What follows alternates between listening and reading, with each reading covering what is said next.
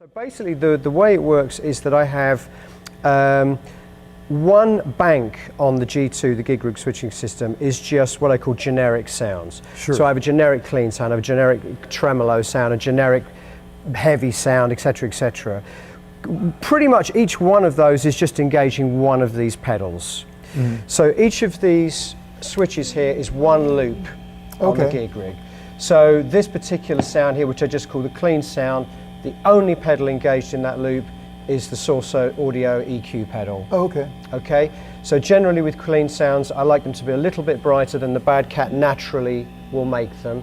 So I usually have a setting just to brighten up the clean sound. But this is essentially the sound going straight through into the amp, just the tiny little bit of EQ, just to brighten up a bit.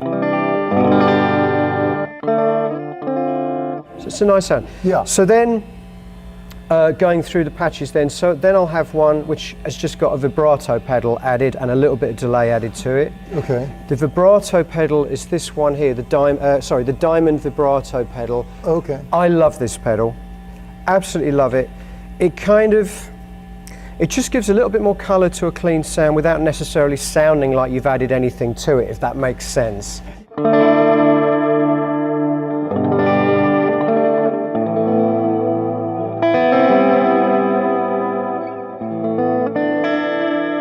So again, it's just a little touch of delay and a little bit of vibrato, and suddenly that sound is much richer, more colourful.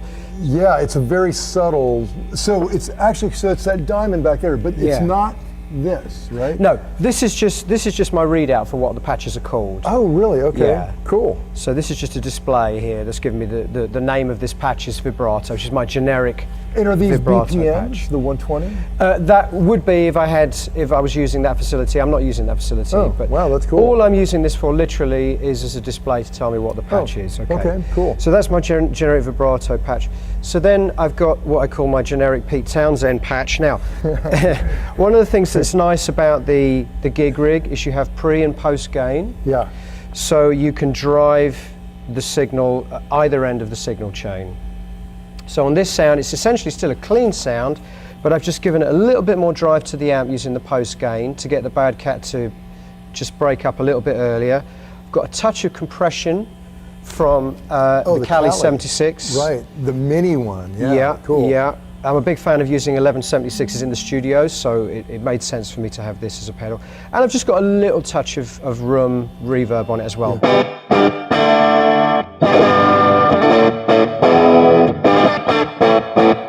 That sounds particularly good with the Telecaster. Yeah, yeah, that is very Townsend. You know? So, so that's another sort of generic sound that I call Townsend. Generic tremolo sound.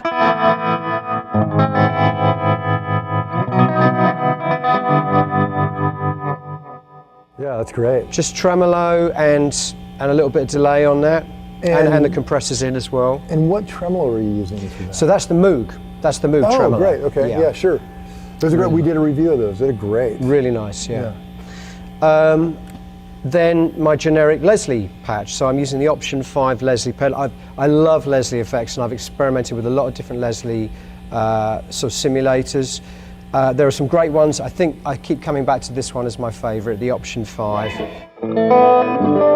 So that's on slow Leslie.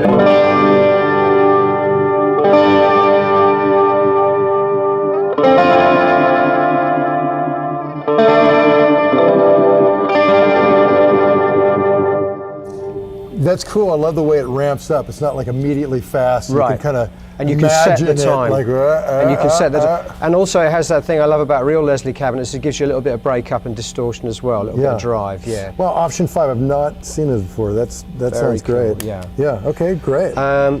So the next to my generic sounds would be what I call ambient leads. Okay. So this is just now the Bad Cat. We should just mention the Bad Cat has 2 channels. Clean and dirty.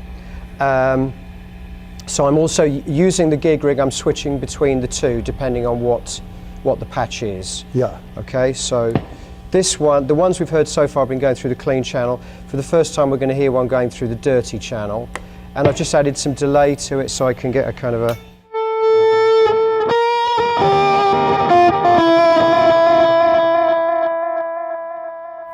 One thing I should mention here, I'm a massive fan of putting delays before the drive stage, if you know what I mean. Really? Yeah. I don't like, because if you listen, I grew up listening to Neil Young records, right? Sure. And one of the things about Neil Young is he has all this reverb and all this delay before his gain stage. Yeah. So you get that kind of effect of the guitar almost trying to break through. Well, the effect trying to break through.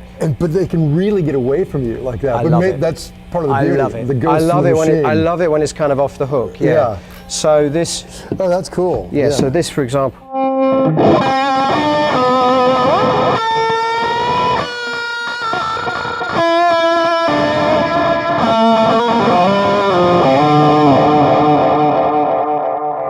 That's rock and roll to me. Right, that's huge. That's rock and roll, yeah.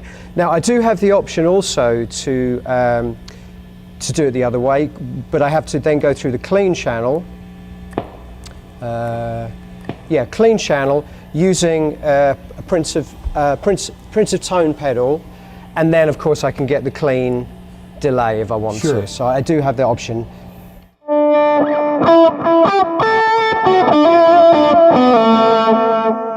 Way more tame and control. So more traditional use of delay on a lead guitar sound. But personally, I hardly ever use that sound.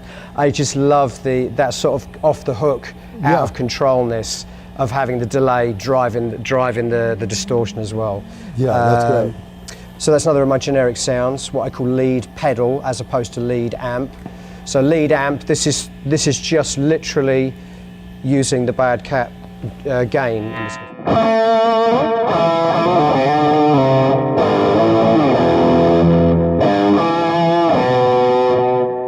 And again, that's the delay going into the dirtiest channel as well. So, what else have I got here? Just a generic crunch sound. So this is using the amp tweaker pedal. Do you know this one? Yes. Yeah. So just.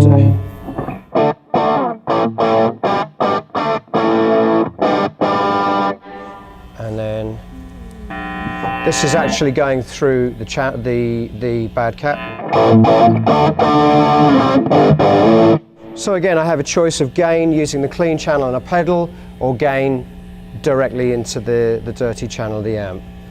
Yeah, it's great to have all those different options at your feet. Yeah, that's too cool. Very, very different in character, obviously. One you've got more control over in terms of amplitude and sound and all that stuff. But there's something about going through the dirty channel that to me is always more rock and roll, always more organic, more real. I don't find I use the pedal processing so much in those contexts. Right, and then the sound you already heard, just my basic metal sound, which is literally just guitar, nothing at all from the pedals into the amp.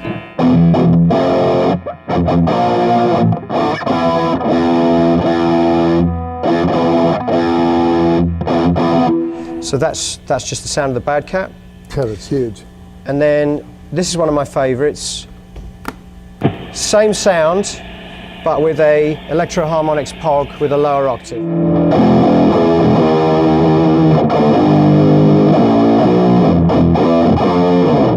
I use that a lot too, yeah. God. I use that a lot too. That's huge. It's like you think the stage is going to collapse when you hear that. It's melted a And few. you're running two POGs. I am. I've got one for a lower octave and one for a higher octave. Oh, okay. So it's Controlled independently through that. yes. So they're two completely different pedals. So they're two different loops on here. Yeah. So I can add a lower octave or a higher octave or both if I want to. Yeah.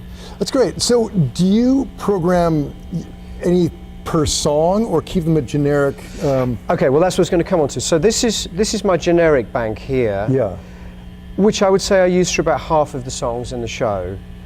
The other half of the songs, where there are more complex songs which require a lot of different patches with very, very specific delays or reverbs, for example, which we're going to come on to in a minute, then I will actually create a whole bank for a specific song, or half a bank. That makes sense. Yeah, but this is the generic bank. I would say this is kind of a one size fits all for about half the show, half the songs in the show.